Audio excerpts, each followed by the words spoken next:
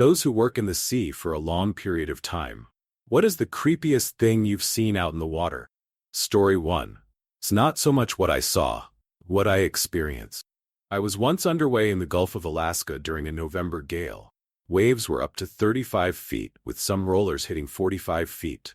An uncommon occurrence on the diesel-electric ship I was on was a cycloconverter tripping. When this happened, the ship would temporarily completely lose power and propulsion until some electricians could reset everything.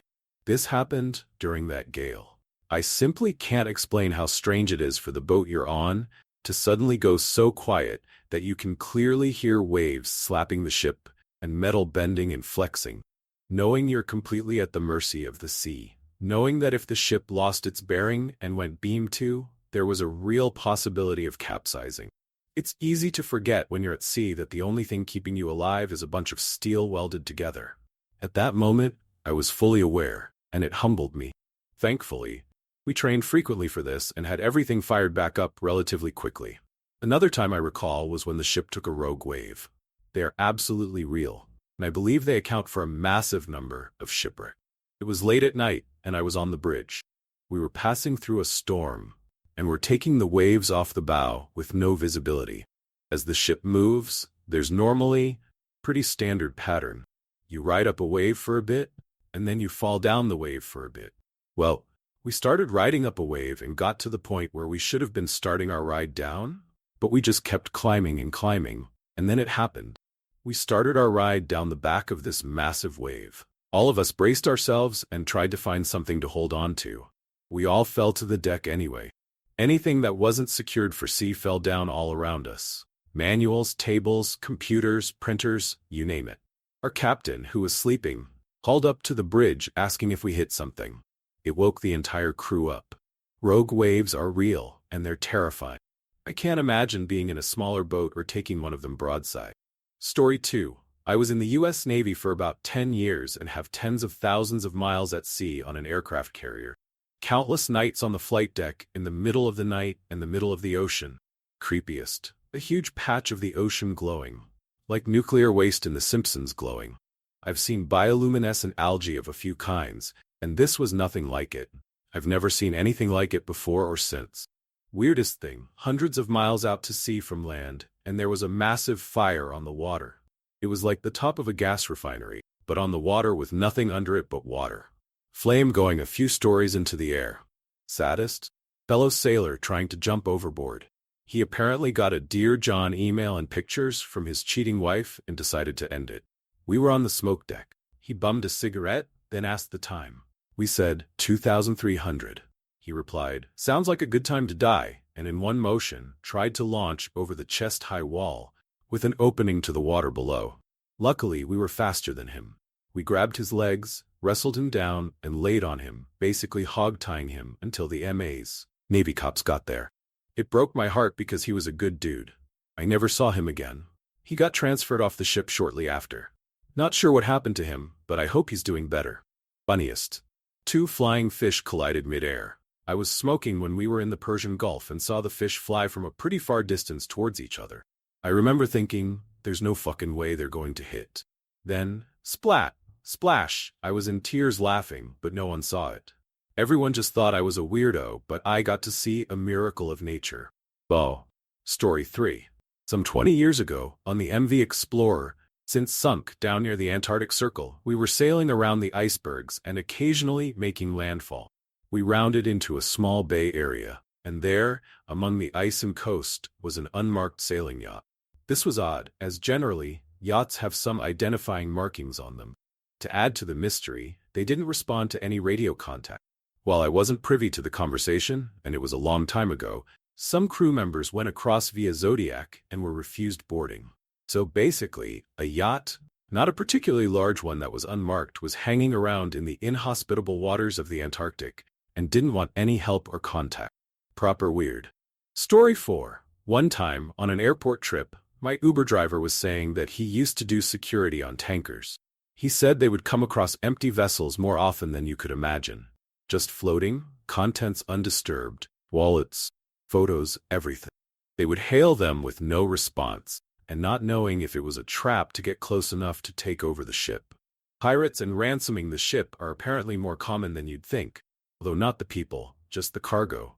Anyway, the security team would have to board the ghost ship and scope out the situation. Even yachts. When there was no one aboard, they would sink them to avoid floating strike risk. I asked, surely there is some kind of finder's fee, and he replied, who are you going to call? It made me really wish a John Krakauer or Sebastian Junger would sink their teeth into that story. It would be a hell of a book. Edit, it seemed like there was no central body to call to salvage it.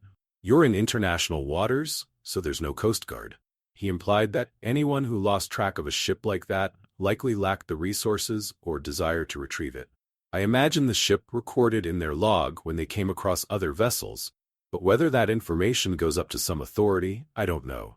Being in supply chain management myself, I know that oceanic shipping can be seriously sketchy. So although I can't corroborate the story, and part of why I posted was to see if it scared up any similar stories, it was related to me as fact and didn't strike me as a tall tale. Story 5. I have a friend who works on ships. He said, the single scariest thing he had ever seen was looking out a window and seeing a wave that he said looked like it was 100 meters high pass right by their boat and suddenly disappear. He knew about rogue waves, but he said seeing one that big and that close and watching it suddenly just vanish was so creepy and shocking that he was literally stunned for a minute. Story 6. Creepiest thing I've seen has definitely been seeing myself and other crewmates lose our mind. On one particularly awful voyage, everything that could go wrong went wrong, and we found ourselves without food, water, and sleep for a very unhealthy amount of time. It started off with auditory hallucinations. Ships are noisy, and when you're going crazy, you begin to think those noises are talking to you. I heard children laughing, choir singing, and creepiest of all, particular splash that sounded like it was calling my name from the sea. Combine that with visual hallucinations, and then things get really terrifying. I was convinced we were in the desert at one point, with sand all around us and mountains in the distance. Another crew member freaked out and told us we were about to run into an apartment building. Creepiest thing I saw was an all-black flying pig with red eyes on the bow. I think the scariest, though, was when someone was convinced we lost part of our crew overboard. It turned into a massive, delirious argument over where everyone was, even though we were all accounted for. That trip was brutal, and the captain put us all in a terrible situation due to sheer incompetence. Other than that, there was this one time I saw 3 gigantic ships in the distance with no lights, and they did not show up on AIS. Suddenly they were gone. It was extremely creepy. Right. Long-time lurker, first-time poster here.